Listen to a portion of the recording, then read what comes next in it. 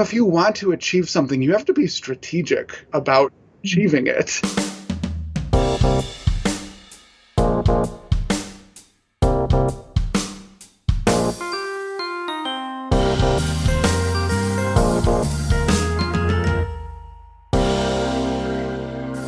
Hello, print friends, and welcome.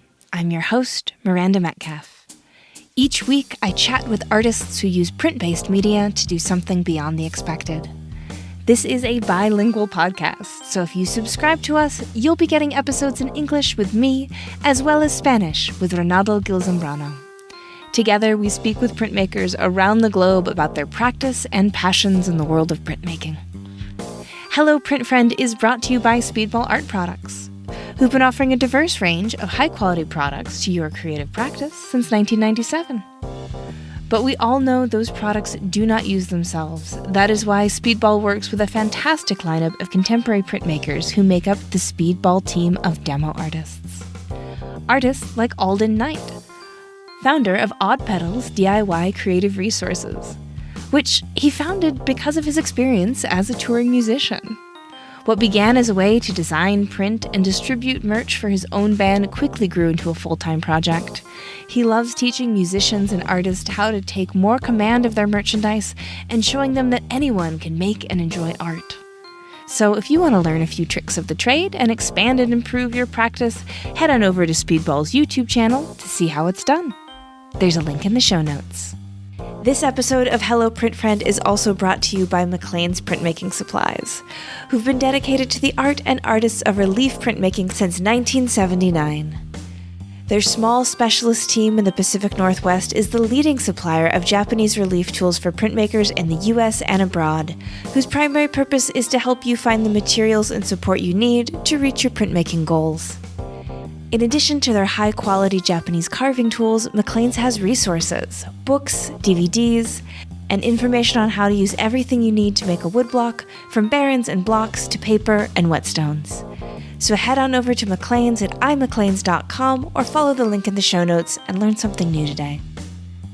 My guest this week is Joseph Lupo. Joseph Lupo is a professor of art at West Virginia University. This was a very fun conversation. Joseph is a born teacher, and as you'll hear, I come to some life lessons myself in our chat. We talk about his practice repurposing copyright-free French comics from the early 1900s, choosing not to make art that everyone's going to like, auditioning work as it relates to commercial art spaces, and the wonderful printmaking program at West Virginia University. Without further ado, sit back, relax, and prepare to accept Ceci n'est pas une pipe with Joseph Lupo. Hi, Joseph. How's it going? Hey, Miranda. How are ya? I'm really good. I'm really excited to talk to you. As I was saying, I feel like I've, in my gotta catch 'em all contemporary printmaker chart, like I've gotten, all the printmakers around you, but now's my chance to actually get Joseph Lupo. So, because I've talked to your students and people you've collaborated with, and so now we get to chat. So I'm looking forward to it. Yeah, so am I. I'm super excited about this. Excellent. So, would you please let all of our dear listeners know who you are, where you are, and what you do? Yes. So I'm Joseph Lupo. I am a professor of art, and I'm the coordinator of graduate studies at West Virginia University in Morgantown. But I'm also a husband to my wife, Anne, who's an amazing principal at a local elementary school here in town. I'm a father of 2 daughters, and we all live with one perfect little dog named Lulu. Oh, Lulu! Okay, I'm going to have to resist just derailing the whole interview now. Lulu's got her own Instagram, so you could look her up. Oh, okay. Before, just plug it quick, then we'll talk printmaking. Yeah. I think it's called The Real Lulu Miller. I think it's what it's called. Imitators need not apply. Yeah. Yes. That's great. So that's where you are now. But where did you grow up, and what role did art play in that part of your life? Yeah, so I grew up in the suburbs of Chicago. So my my parents moved us out of the city when I was really young. And I grew up in a suburb called Schaumburg, which is essentially like a big mall.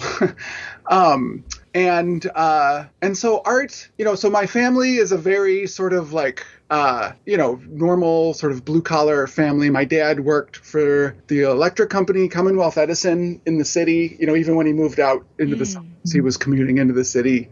And he was like a meter reader for a long time. And then he worked up to various other kinds of office jobs. And my mom was just like an office assistant at various jobs. The last one was at the hospice, the local hospice. Oh, wow. So like being an artist wasn't something that was like in my family, And so I drew all the time. That was the thing, is like, I think we all kind of knew I was going to do something with art because I was just constantly drawing. When we would drive somewhere, we had a station wagon, I would be in the way back, and I would be just lying down and I would just be drawing, like, even if it was dark outside, I would just be drawing on paper. I never stopped drawing.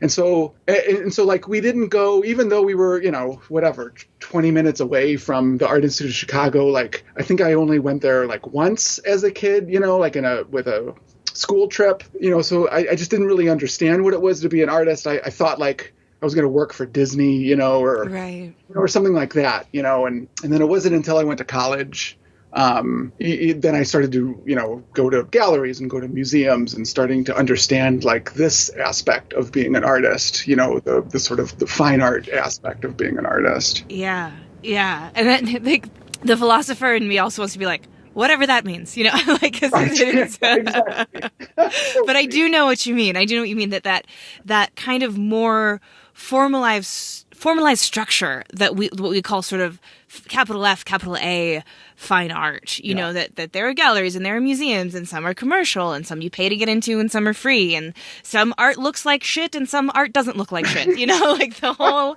rainbow, right?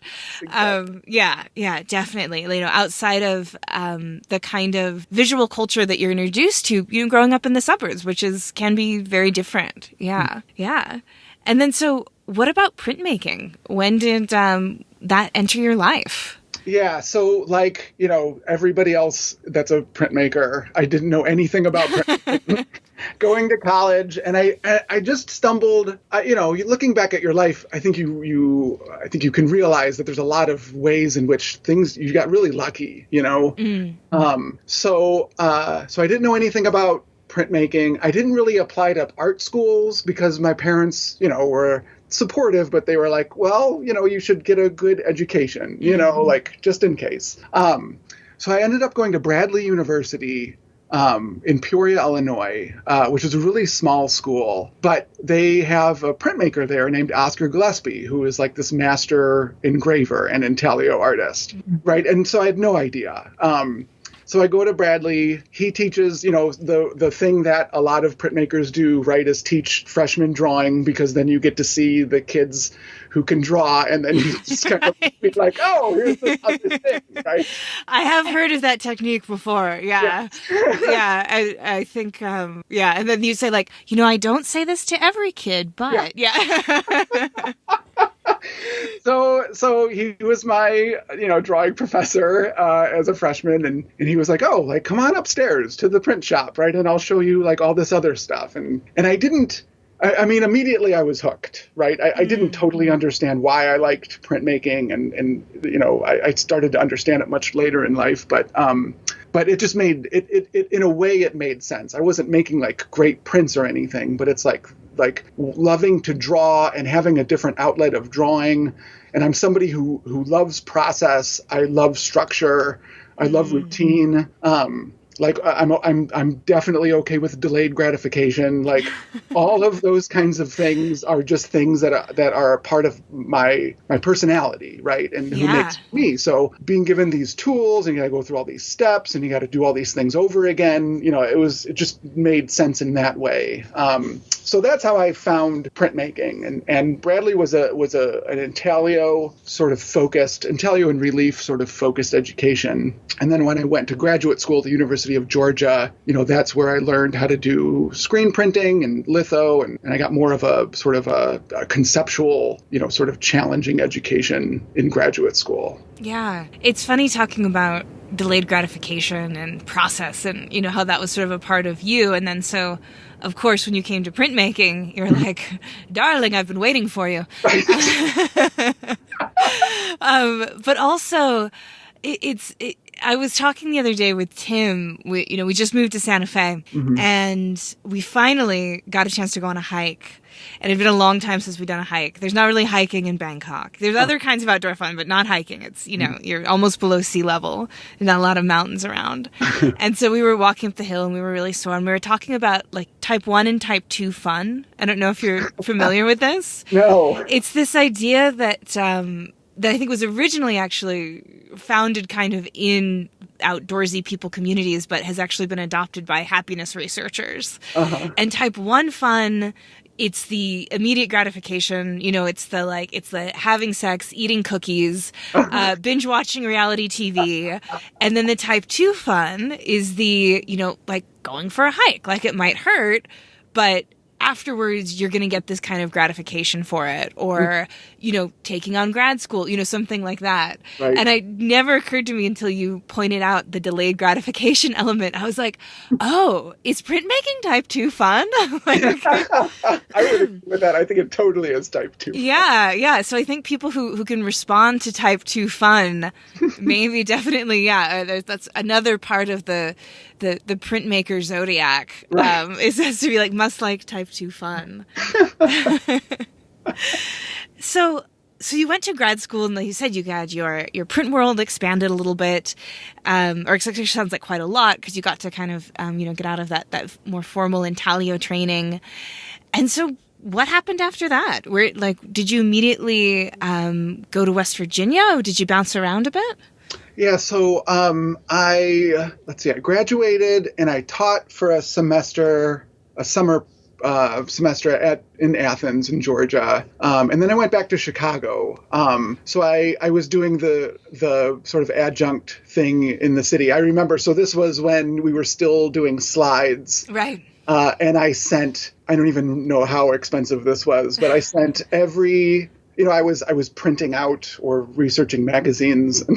I had lists of all of the colleges and universities and community colleges in the Chicagoland area, and every gallery that would show like contemporary printmaking. And I sent all of them a packet, of slides. And I think I got like 3 callbacks. Yeah. I got a callback from 2 community colleges, and then I think, 2 galleries. So I got 4 callbacks. So I started teaching at a couple community colleges, but they had different campuses. So I was driving like 100 miles a day, like from campus to campus. Yeah. And then just trying to make work. So I didn't have time to make, really ambitious work or anything. I really started drawing because it fit in the apartment that we had at the time. Yeah. Just trying to stay active, right? And had other jobs. I worked for a sign maker in Chicago for a little bit. I worked at the Museum of Contemporary Art. I unloaded the merchandise truck at Kohl's, at night. Yeah. Try to make ends meet, and then that was like, I think 2 or 3 years. And then, applying for full-time teaching jobs, all throughout. And then this, appeared and I, went through the process, and I luckily was hired at this position because it's a really supportive school. And I absolutely love, living here and living in Appalachia. Yeah. It's, I feel like that's a very, classic kind of paying your dues, as they say, story.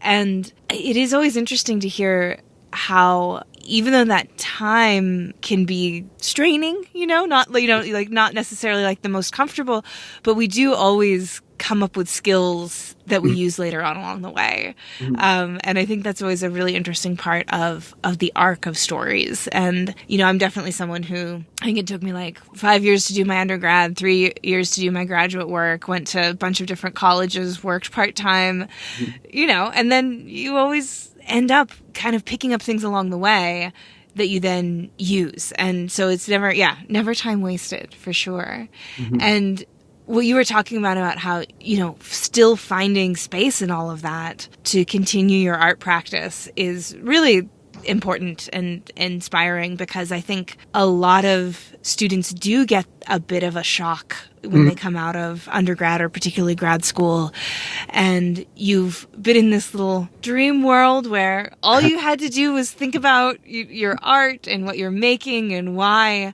and then all of a sudden you don't have a studio anymore, and you don't have your best friends every day to talk about what you're making, and it's very different. Yep. Yeah, I mean, I try to talk about that as much as possible, because that definitely wasn't, I think academia has gotten better at talking about these kinds of issues in the last, 10, 15 years. But definitely when I was a student, like, we didn't talk about this kind, that kind of at all, Yeah. Ignore the little man behind the curtain, right? Yeah. Right. And I mean, it's kind of funny to say, but I remember talking with Carmen Colangelo, who was the director of the School of Art at Georgia at the time, and he was a printmaker and he was on my committee, and we were just kind of casually talking, and he just sort of mentioned if you want to achieve something, you have to be strategic about achieving it, and it's such a small and obvious thing, but it blew my mind because nobody put it that way before, I always thought you just make work and you put it out there, and the cream rises to the top, and and you get what you're due. If you build it, they will come. Right? And it's no, that's not how it works at all. You have to make connections, and you've got to work for it, and you have to put yourself in a certain position, and so I try to talk about those kinds of things with my undergraduates and my graduates as much as possible, reminding them of the fact that they need to go downstairs to the visiting artist lectures, because when you leave here, you're not going to have world-renowned artists just show up at your doorstep and talk about their work for an hour, and what you were saying about your best friends just being there and wanting to talk about art and all of that stuff. So the more that they start thinking about that now, hopefully they're just prepared. It's not so much of a shock to the system when it happens. Yeah, that's so important. And it's, again, the kind of thing where you can't ever truly get someone to conceive of it. Because, oh man, I was an idiot. But truly, you don't really understand it, because it's the only thing you know. The only thing you know for a lot of people, and of course there are returning students who I think often, and the non-traditional older students who often get so much more out of it because they know what a magical place universities are and how precious that time is. But generally speaking, people who do the track of high school, undergrad, grad school, you can't even imagine what it's like out there, kids. So it is important to have those conversations early on, right? And just keep repeating it, even though you're right. They can't fathom, they really can't conceptualize what that's like. But the more they hear it, then, hopefully it'll make sense. When it happens, they'll be like, oh, this is what Joe is talking about, you know? Yeah. And it's, so full disclosure, as you were saying that, you had the words of wisdom, if you want something, you need to be strategic about getting there. I was 37 years old on the other side of the mic being like, oh shit, he's right. I was like, oh no, I got to figure out what I want now. Well, better late than never. Yeah, right? yeah. I'm really, really glad I got you on this podcast. You can't just keep, falling through life. That's really funny.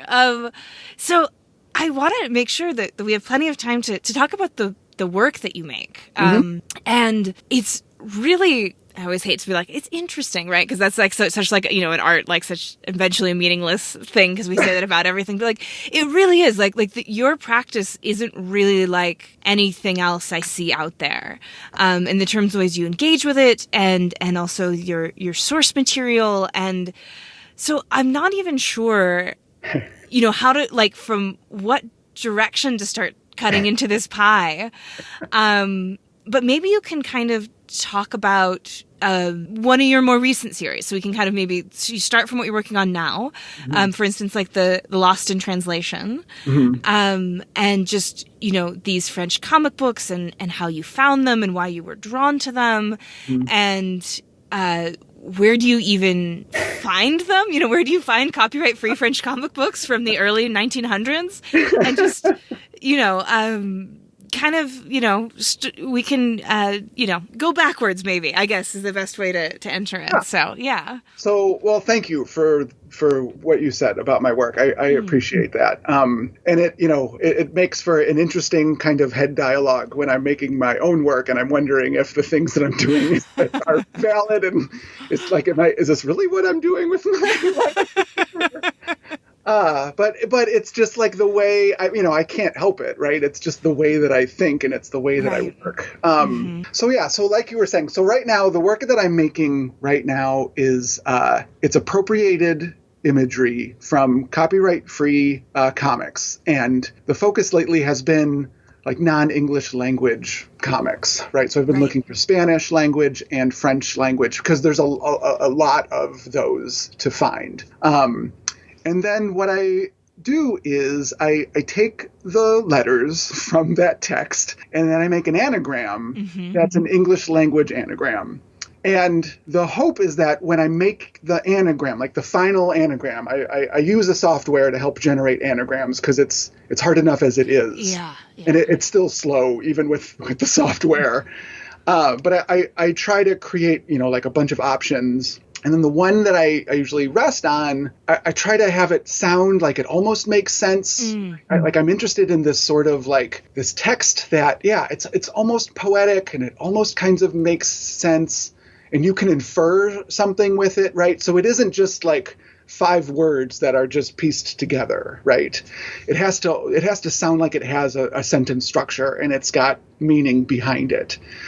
And the whole reason why I do this is I think about that process of going through the finding source material, thinking about the text, the original text as like data, manipulating that data to make like new information. I just think of that process as a way of talking about how we construct meaning. Like what is meaningful, what isn't meaningful. I use systems a lot in my work, which gets to like my own ideas about like what does it mean to be an artist, which challenges like traditional notions of like the singular genius artist. So I like challenging those kinds of notions, right? The other thing about the work that I make, because it's appropriated work, is like we can't have an aesthetic conversation about my work, right? Because I didn't make any of the aesthetic. So you can't say, Joe, like, I think like this composition is really interesting. I mean, you can say that and I'll say, oh yeah, I think so too. But, I have nothing to do with it. So I find that, this idea of like making the artist making work that's devoid of traditional notions of aesthetics, like, all of those things I find challenging to make the work. And I'm hoping that the work that I make is like a metaphor for all of these things. Right? Yeah. It's just having this flashback to last night. Tim and I actually learned that we live way out in the country, really not almost in Santa Fe. And we learned that there's a printmaker that lives down the road from us. And we were like, whoa, he's got the studio with a bunch of, etching presses. And we went over last night just to chat with him. And he had a sign on the door that said Dadaists and Surrealists cannot enter or something like that. Or like no entry to Dadaists and Surrealists. It's really funny. And, and he did beautiful landscapes, he was, So and I think I bring that up as just sort of an illustration. And, we pointed it out and he was like, oh, it's a joke. Right. So, these, but I bring that up because I think that there is often this feeling of this kind of chasm within the art world between like, I paint landscapes, you put a sign on a urinal, and that chasm seems to be rarely crossed in printmaking. And that's part of the reason why I said like your work is such a standout when you spend a lot of your time and energy looking at printmakers' practices like I do, is that you're working in this way that we tend not to see represented very much within the print medium. And I'm kind of wondering what, I think you addressed it a little bit in kind of what you're doing or with the work, but what do you think really drew you to the road less traveled, I guess, particularly within our little family of printmaking? Yeah, totally. And I agree with everything that you're saying 100%. So it was, it took a while to get here. I can draw, right? I most of my education was filled with representational drawing, right? When I was a senior in college going into graduate school, I made very printerly intaglio prints, right? I would reuse a plate. The plate would go in and out of the acid, like 14 times. It would be figurative, expressionistic marks, right? Those kinds of things that we all kind of knew made for an interesting print, right? Or an interesting image. And what I realized, and again, this came through, faculty asking questions that I had never thought about before in graduate school. But what I started to realize was like the reaction that I would get, it was all predictable. Like I knew if I made all these kinds of crazy lines and my dry point was really black and velvety and it was a big plate, like I knew people were going to like it, right? Because how could you not? Yeah. I'm a sucker. I'm still a sucker for like same. a beautiful intaglio, right? But so that just became less interesting. And the other thing is now I understand my relationship with drawing better, but at the time, like I started to have this very complicated relationship with drawing because, when I would want to make work and I had an idea, the first question was like, well, how do I draw that? Right. And that question became less and less interesting. And when I started to appropriate imagery, the question was just, how do I communicate that idea? Like, how am I going to figure out how to communicate that idea with images that already existed? Yeah. And that is a much more interesting question. And then I can remember, I'll always remember this moment because this was like a defining moment for me. So, my third year of graduate school, I was redrawing and reprinting my receipts. I was thinking about the receipts that I get as this diary. And I remember making the first one, right? And I was, just essentially just redrawing, verbatim the receipt without any wrinkles. Like I was just drawing letters. And I remember like getting ready for a critique and I was like, all right, like this is it. I'm going to get kicked out of grad school because this is crazy, like what am I doing here? And so I didn't know how I didn't know how I thought of the work, and I didn't know how the viewer was going to react. And that was exciting, for the first time. I had no idea what anyone was going to say about the work. And then getting feedback was real feedback, right? Because everything that the viewer was saying was all new information for me, because I wasn't able to predict, what they were going to say. So from that moment on, it's become an awareness and an understanding of how I work and how I process information, right? And just what is a way of making work that makes sense to me. And I think it speaks in a really huge way to how you derive meaning from art making, because I was like, what I heard in your story is that you said, "Oh, I've cracked the code. I know how to make everyone like what I do. I'm not going to do that." Like, why would I do that? I'm going to do something that puts me in a space where it's unknown. And so that way it really becomes more of an interactive dialogue with your audience, because it's not going to be, wow, that's really big and pretty and well done. Yep. Great. And as we said, no shade to people who want to make big, pretty things that are well done. I love looking at big, pretty things that are well done. But, for you, that wasn't fulfilling what your expectation was or what you really wanted to get out of this process of image making. Yep. Yeah. And it's funny how, so all of this now is like really obvious to me, but even like 5 or 6 years ago, so I was reading a magazine. It was a print-based magazine, Printmaking Today or one of those. And there was an article with an interview with an artist named Nina Kachadorian. And these moments when you read something and sometimes somebody says something and it's like they're talking about you or your work, right? And they say it in a way that you could never say it. And so she said something to the effect of, I'm going to butcher this, but something to the effect of, because she's an artist that uses found imagery, and she said, I work better with lines that already exist rather than inventing my own. And I read that and I was like, that exactly. Yeah. How did you know that about me? Yeah. You've been reading my dream journal.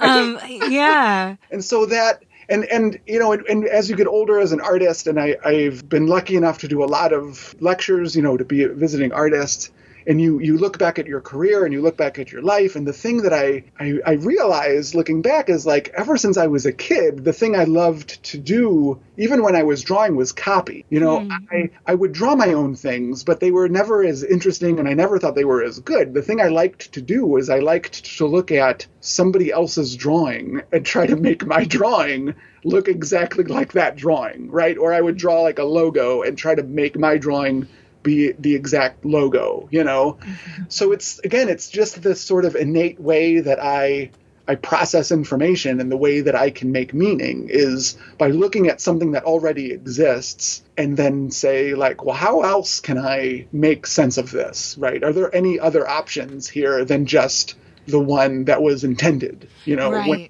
created?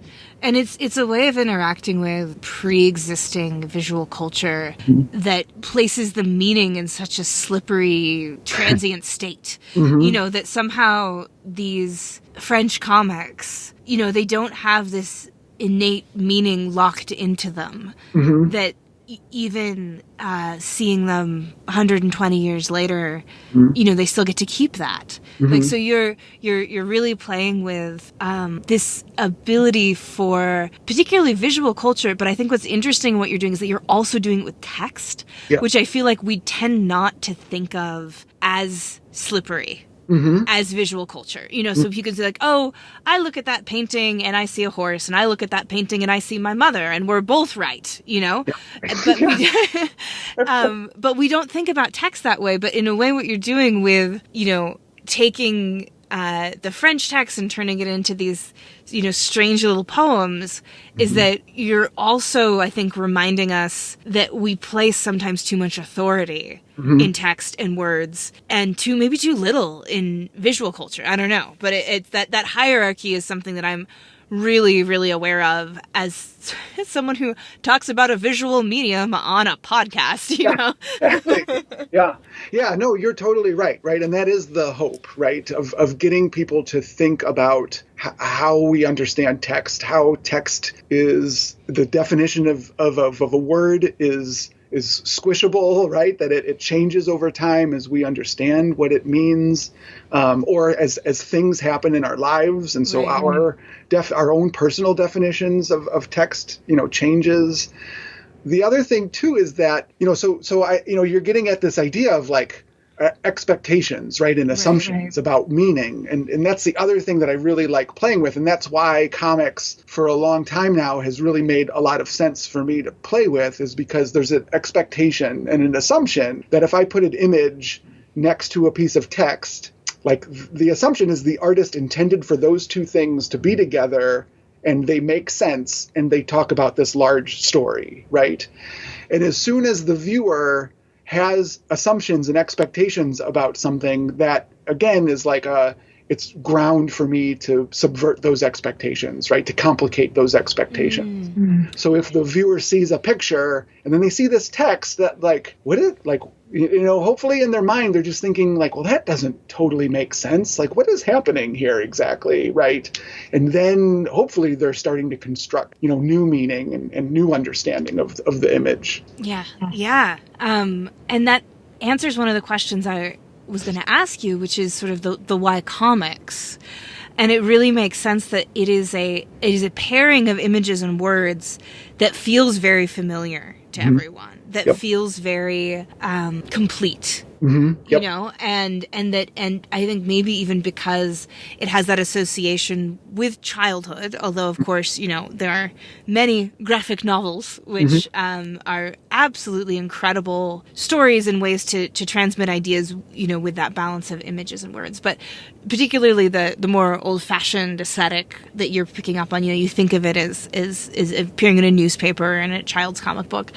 And so it lulls us into a sense of direct communication that then, again, you say messing with expectations, that you really pull the rug out by changing the words and hopefully, I would guess, you know, hopefully making someone feel off balance enough to spend a bit more time with the image than they certainly would under other circumstances. Yeah, that is the goal, right? So, and there's some other sort of decision making there too. So, you know, I mean, one thing is I've read comics since I was a kid. I absolutely love comics. I still read comics. So it made sense to make that leap into using comics. But the other thing too is that as a printmaker, if I'm going to use imagery that already exists, I feel like it makes sense for me to use printed imagery. Right, yeah. So, you know, that's why I was using receipts, you know, way back when I kind of first started thinking more conceptually about making prints. And that's why, you know, making images out of comics makes sense, because there's that binding of the history of printing and the history of comics that have impacted, you know, both have impacted each other. And, you know, if it just makes sense. If I'm going to use these materials and I'm going to use these processes and I'm going to use source material that's not mine, why wouldn't I use imagery that's been printed? Yeah. Yeah. And so how did you come across these French comics? Do you have the physical comics in your life? Or are you interacting with them digitally? What's the actual process like for you? So I do have them in real life. Another artist named Chris Brandio, who teaches at Rice, and he's somebody who also uses comic imagery that exists in the public domain, right? Copyright free. I think he's the one that told me about this online resource. And it's called, something like comic. I'll have to look it up and I'll find it later. But anyway, it's an online resource that just lists copyright-free public domain comics, right, that are English language, American, but also from all over the world. And they're copyright-free just because of the amount of time that they've been in the public domain usually? Usually, but, you know, the publisher may have gone defunct, right? Okay. It happened a lot in the United States in the 50s and 40s. There was a comics kind of crisis where comics were deemed to be bad for kids. Oh. Like public comic book burnings. That happened. My gosh. Yeah. And so, you know, because of that, a lot of publishers went bankrupt, right? Out of business. And so there's a lot of those as well, you know, since essentially now, well, it's opened up a little bit, but, you know, for a while you just had like, you know, Marvel and DC and Image and then a couple independents. But anyway, so it's this big resource. So I can go through and I can start looking for opportunities, right? Like where can I start looking and what titles can I find? So I start jotting those down. I go on eBay. I start finding them. I start finding ones that are affordable, right? Yep. The first one. So so that's also kind of the nice thing is like I'm finding comics that people don't value, which was another part of, I think, my process.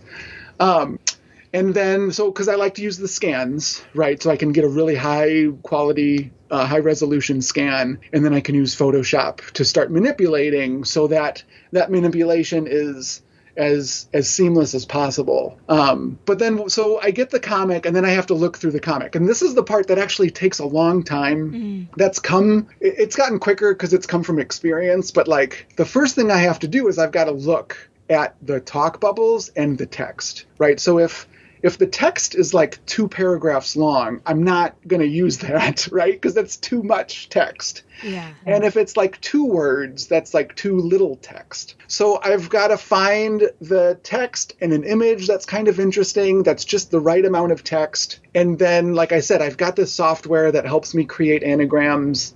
And then I have to start just kind of like, you know, uploading that that data, that text into the software, and then I can start generating anagrams. But what also happens a lot is like anagram, like an interesting anagram doesn't happen. Like I might work on a panel for a week and it's like, well, like that's not going to work. So I'm going to move on to the next one. So it's a really slow, laborious process.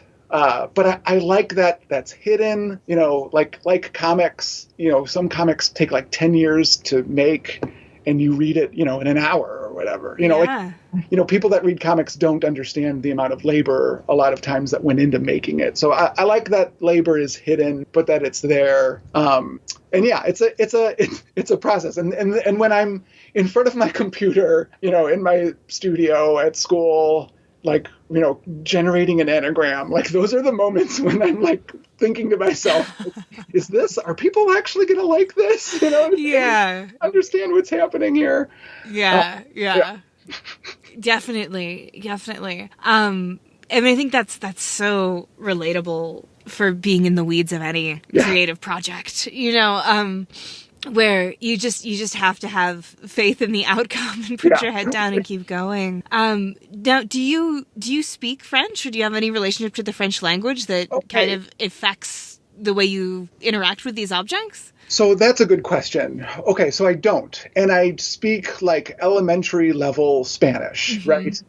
And so before I started working with non-English language text, I was only deconstructing this one comic book, right? The idea was to like go do a deep dive into one comic book and how many different ways can I deconstruct and reorganize, the information, which was an English language, was a superhero comic book. And then what I was thinking about was that it made sense to go into a non-English language text because I don't know what it says. And so I can't be persuaded into thinking like, well, maybe it should say this, or like this would make sense, right? Like it's purely then, like these letters are purely data that I just turn into something else. And I really liked that aspect of it as well. Yeah, that makes a lot of sense, like a lot of sense. And it feels more, spiritually in line with the William Burroughs cut-up technique and the Dadaist poetry, that it's just that like that search for like how do I divorce myself from meaning while still creating something that then will of course be interpreted through someone else as meaning. For sure. How far can I push the idea of something being meaningful, right?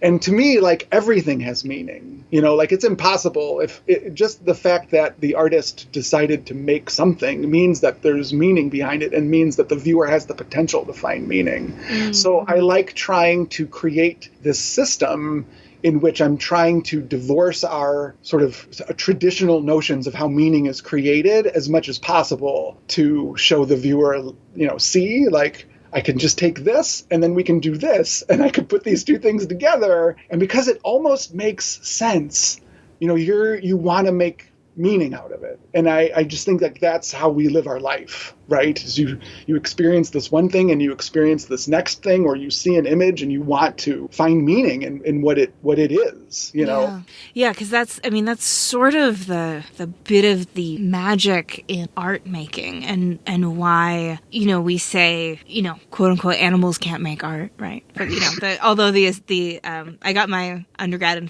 philosophy with a focus in aesthetics, so don't make me go down that rabbit hole. But let's just say, if we say for the time making, why when a Japanese cuttlefish creates an elaborate structure beneath the sea, why is that not a work of art? Or a crow building a nest, or when we hand an elephant a paintbrush and make the poor thing slap acrylic paint around for tourists. Why do we not count that? Yeah. And I think it is because in the act of human creation, there will always be human intentionality. Yeah. And whether that is intentionality that's explicit or didactic or obscured, it's always in there. And I think that's what keeps people coming back in a way, and always more intrigued with it than they would be in other acts of creation, like, mountains coming up out of the ground or something like that. Yeah. Yeah. And the other thing I like to tell my students when I start to challenge them on sort of taking less control of their work, is that idea of like being random is an intention, right? Like that's still a decision. If you allow chance to dictate all of the things, you as the artist still made that decision to allow chance to dictate all of them. Absolutely, yeah. And so there's something for the viewer to make sense of with that, right? Why would an artist want to do that? And then hopefully that first question, like you said, like leads them to spend a little bit more time with the work and try to understand what the artist is trying to do. Yeah. Yeah, because we can't escape it. And, in the same way that we can't ever escape our own brain or our own thoughts, the humanness is trapped within us for better or for worse. Yes, exactly. I would agree with that. And oh my gosh, and God knows, that's, spent plenty of late nights stressing about that one, but it's, it's between me and my therapist. But no analyzer, that is for sure. Yeah. I think too, because you've spoken a couple of times throughout about, the way you speak with your students, and I know, just by reputation that you are someone whose students speak very, very highly of, and that your dedication to them is not unnoticed, I should say, out in the world. So I'm wondering if you wanted to talk a little bit about, the actual program at West Virginia University. And it sounds like, I always think it's really interesting with professors, sort of the way that their own practice is influenced by that experience, because it's gotta be, and we've already talked a couple times about, your work sort of through the lens of the way you communicate to your students, but maybe just kind of speak to it directly, because I think it is a really interesting question, and also one that I think a lot of people kind of struggle with, especially if you're maybe in a newer professorship, more recently out of grad school, this sort of how can I be a teacher and an artist? And, do they influence each other? Or should they? Or am I trying to make carbon copies of myself and my students? Or should they never look at my work? All those huge questions, which I think that you've also spent time thinking about. So, yes. Yeah. Imagine that. Yeah. Yeah. So, I guess to say a little bit about the program, So it's just me. I guess that would be one of the, for better or worse, right? I am the printmaking program. Yeah. I teach all of the main processes, right? We've got a great litho studio. We do screen printing, intaglio, and relief, and then, the other sort of smaller processes that come out of all of those processes. I feel like I was lucky enough to inherit a program that was built by a bunch of printmakers before me, right? So there's a lot of space and a lot of light, and it's a really great studio. I love being in that physical space. So I try to balance, so thinking about the undergraduate program, I try to balance that idea of technical know-how with conceptual sort of challenges, right? The thing that I think that my practice has infiltrated the curriculum is where I'm trying really hard to get students out of illustrating their ideas, right? So I'm a student, I want to make work about recycling, so I'm going to draw the recycling symbol, obviously that's a hyperbolic example, but you know what I mean? Yeah. So how could we complicate that, right? How could we make an image that's about something, or an image that is different than, the first 5 things that are the most obvious, solutions to that problem? So we do a lot of talking in the first, 2 weeks of a project, where students do mind map exercises, right, to just get all of their ideas out as fast as they can, and try to really get beyond, I talk about how those first 3 rings are the most obvious answers. And so we got to get into ring 4 and 5, because that's when things become more interesting and more complicated. I try to get students to become more authentic in their work, right? So they're really hopefully talking about the things that they're really interested in. because that's going to make for more interesting work. So in the intro level classes, we'll learn, how to do a crayon drawing on a lithostone. And, here's a real basic theme, and we're going to talk about how to take on this theme and try to get everybody to make work that is their work, right? Their artistic voice. Right.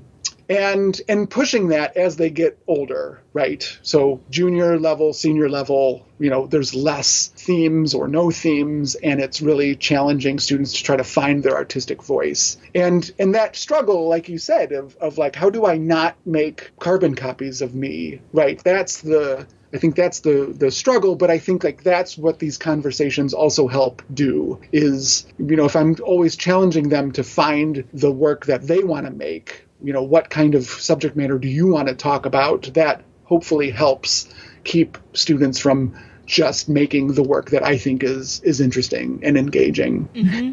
And then we have a graduate program. And the graduate program I intentionally keep relatively small. So we usually have, 2 or 3 printmaking graduate students in the program at any one time. So I've really got time to, interact with the students and have more of a mentoring sort of relationship with the students. They've got free range of the studios. And when a graduate student comes in, I don't expect them to know everything technically. So it's not uncommon for a graduate student to sit in on a, intro to Intaglio class because they haven't taken Intaglio or they never took Intaglio, right? And they want to learn more processes. So allowing students to continue to challenge themselves conceptually as graduate students, but also allow for opportunities for technical growth as well. Mm-hmm. And then the last thing I would say is that I think is a real benefit of the program is we have a lot of funding for students, undergraduate and graduate students. I try to supply as many, if not all of the materials that students need. So they're, that's not burdening them financially, but it's also not a hindrance in terms of their artistic vision, right? If a undergraduate student wants to make something really big, the first thing they might think is, oh, that paper is going to cost a lot of money. Yeah. Well, now I get to eliminate that problem, right? And then there's funding for things like, going to conferences and workshops. Students were going to Frogman's, on a regular basis, pandemic, and going to Penland and Airmount and places like that. So there's a lot of support there, right, to get students out into the world and interacting with other printmakers other than me. So they're getting more insights, which I think is important. Fighting the carbon copy. Yeah. Like force, I think, more exposure, I'm sure, is a huge help in that. Yeah. Totally. Without a doubt. And bringing in visiting artists, I try to bring in, pre-pandemic, we would physically bring in, 2 visiting artists a semester. Now, I think the thing I'm learning is, I can bring in, maybe 1 printmaking visiting artist a semester, and it'll be a little bit longer, and we get to work with them. And then I, like what you do, right? I can Skype in or FaceTime in or Zoom in visiting artists from all over the country to get that interaction. So, that's another thing that I think is really important in a successful part of the program. Yeah. Yeah. That sounds amazing, by the way. Like listening to how you go about that, I'm like, that sounds like a really good way of doing that. And I say that just because I've never been a printmaking student. I'm not a printmaker, and that's the dirty open secret of Hello Print Friend. But I'm an art historian by training, and I just love prints and I love printmakers, and that's how I ended up here. But through that course, I've talked to a lot of people who have gone through many, many different undergrad and graduate programs, and just that kind of structured way of helping new artists understand their ideas and how they get to their own ideas. I mean, that's not something you get in every program. It's some programs, it's like, make something that was shit, make something else, and you don't ever really get the like, but how do I get there? And it sounds like you're interested in answering that question. Yeah, I am. And I think part of it is, it was a trial and error, right, process. When I was a younger teacher, it was a lot of like, let's make as much stuff as we possibly can, and then let's try to make sense out of all of this. Yeah. And right? Which is, I think, kind of like a standard practice, or at least was a standard practice. And I teach a teaching practicum class for our grads, so we read books about teaching. And I think when I started doing that, I was thinking about it, before then, but when I started doing that is when I really started to understand, like, again, this idea of being intentional and strategic. Like, if I'm getting frustrated with the fact that my students are making really obvious decisions in terms of imagery, like, it's up to me to figure out a way to try to get them to see new ways, right? And so I've got to construct things in the curriculum that are trying to help that along. So and I enjoy it. It's the challenge of teaching and figuring out what teaching art is. It's the weirdest thing you could possibly do in your life, but to try to make sense of it, right? And to try to figure out ways in which you can make it work, and it's not just accidental, right? And like, I guess that worked, for this one person this one time, but trying to find methods and intentional things in the curriculum to actually make learning happen, and growth happen. Yeah. And that idea that, in grad school you teach your graduate students how to teach is so huge, because I remember teaching undergrads as a graduate student in art history, and just thinking, what on earth makes you think I'm qualified to do this? I have been told nothing about how to do this, and all of a sudden you're making me stand up in front of a class of 18-year-olds and try and make sense to them. Like, what is wrong with you? Yes, without a doubt. I mean, and that, I loved my experience at the University of Georgia. I have very few complaints, but like that same thing. I remember when I was awarded a GTA, and, essentially, like, what I was told was, you're going to be teaching drawing 1.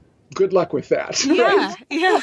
And so now, throughout the entire graduate program, we give our graduate students, all of the materials they need. They don't have to do anything, really, in a way. They've got all of the lectures, all of the projects, again, because we don't want them spending their mental capacity on writing a new syllabus when they don't have to, right? Or putting together a lecture when they don't have to. So we give them all of that stuff so they can hopefully ease into it, and that transition into teaching is a little bit easier. Yeah. So we're coming up on our hour recording mark, and I realized that I missed a question about your practice that I was really curious about. So I'll try to.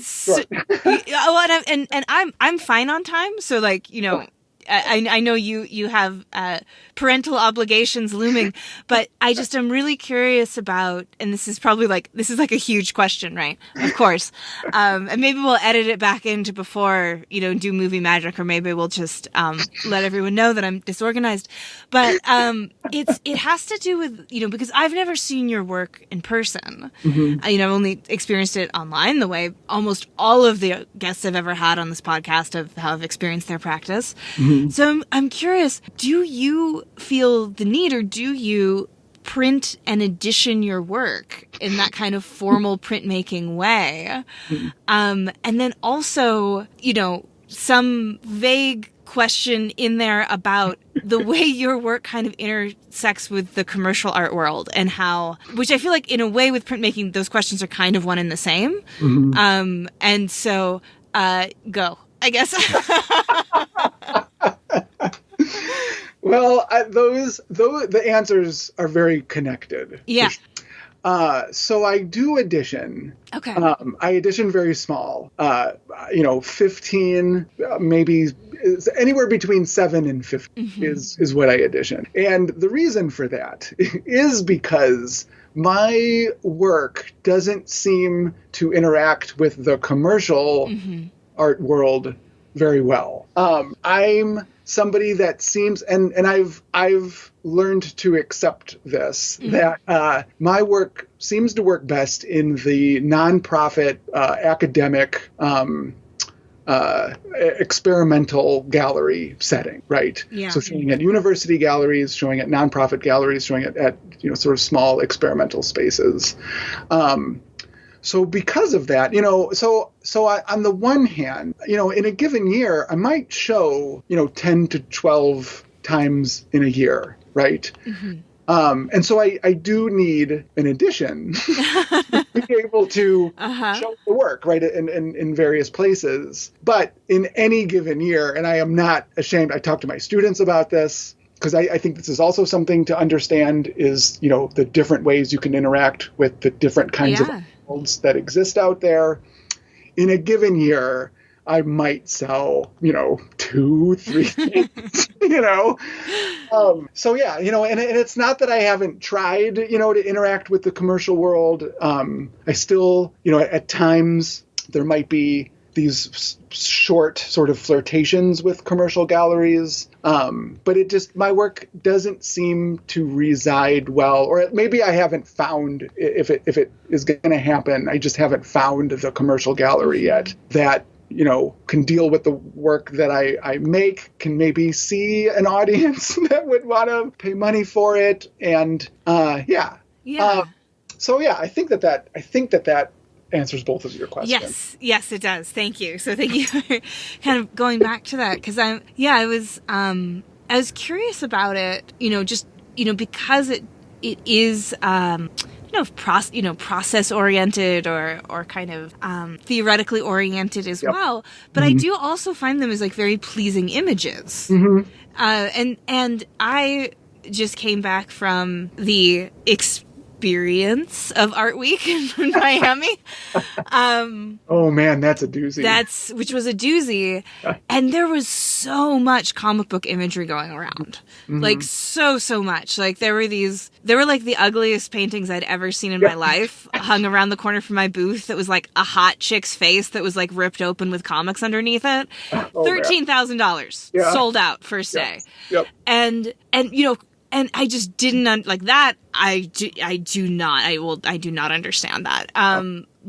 But I was seeing work based in comic aesthetic do quite well. Of course, being used very differently, being used not nearly as interestingly, to be quite frank. Yeah. But I guess, so I just was sort of, I think particularly coming from this world where I just was surrounded by, other ways to interact with comic imagery that was just flying off the shelves.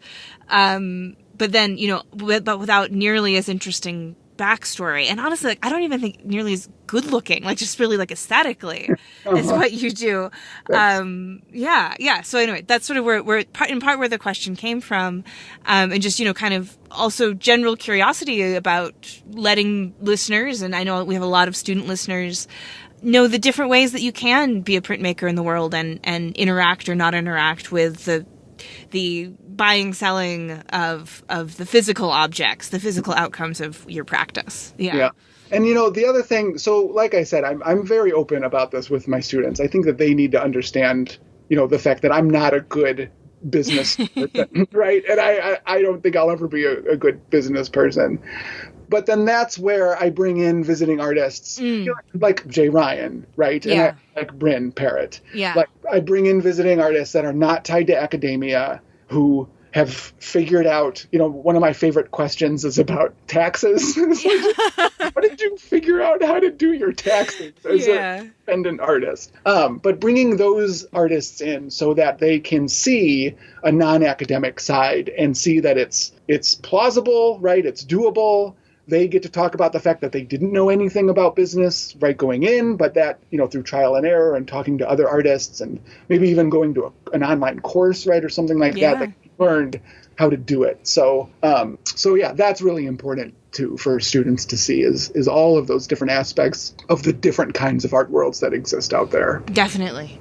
Cool. Okay. So good. I'm glad I was hoping it wouldn't be an offensive question. It didn't come off as like, how do you sell this stuff? And then the answer is that you don't. Yeah.